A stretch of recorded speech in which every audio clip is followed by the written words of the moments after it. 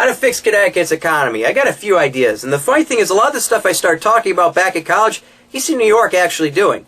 Back when I was in college, we used to talk about black and brown sites. Basically what they are is they're abandoned factories that one time built, whatever you want them to build. And many of them are actually bomb-proof.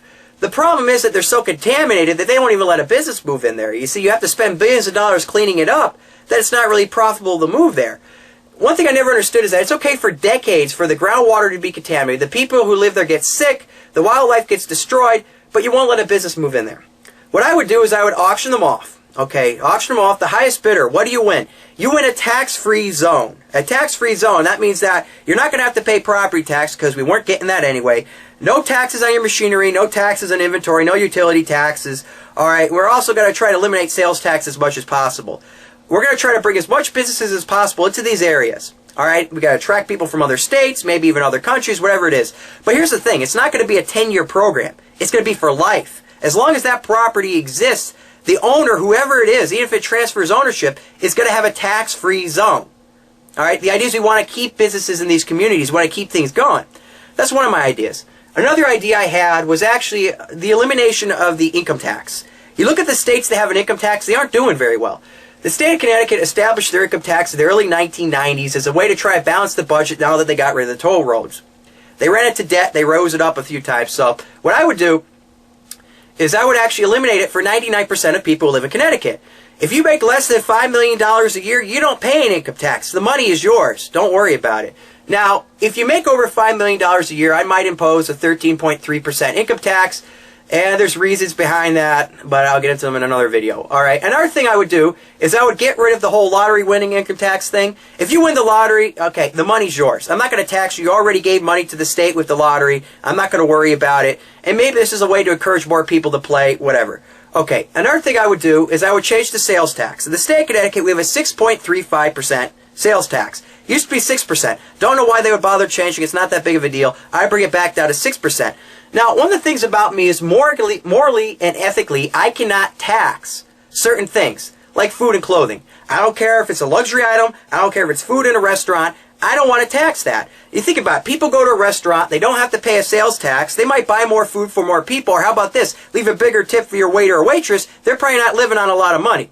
Now, another thing I would do is also get rid of taxes on luxury items. No, luxury clothing items is what I'm talking about. Why would I do that? Well, here's the thing.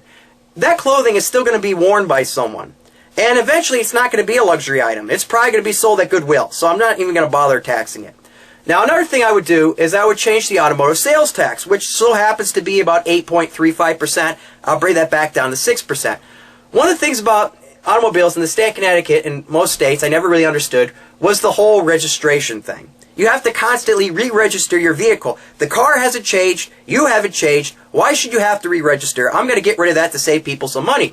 Another thing I would do is I would change the laws when it comes to getting a driver's license. In the state of Connecticut, you have to be 18 years old. Alright, you have to go through a certain number of hours of driver training courses. You have to get a permit before you even do all this. And then even after you get your license now, you have to be regulated on what hours you could drive, who you could drive with, all this other silly business.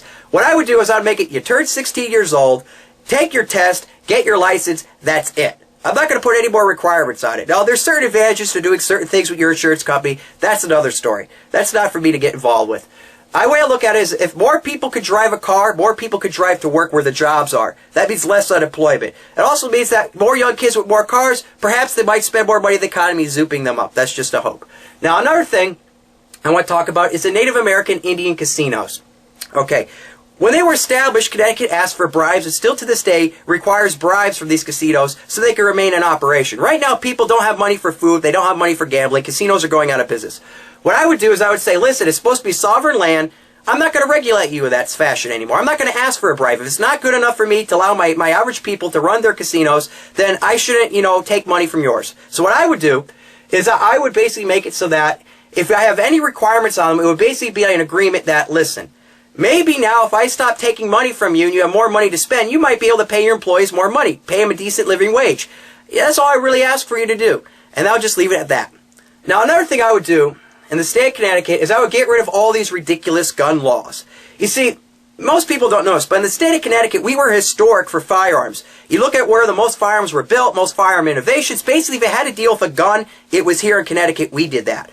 All right, and the problem is that our governor really doesn't care about losing jobs. He said it. I don't care about the gun factories moving out of state. Well, I do. All right, they built a lot of the communities. A lot of the people, who live quality lives today, a lot of cities that are built up nice are due to gun factories and manufacturers. So what I would do is I would try to repeal all these stupid gun laws. I'll put a bill up to the General Assembly, just like I do with the driver's license issue, and say, here, this is my plan. Vote it into law. And if they don't, well, that's okay. I have power of the pardon.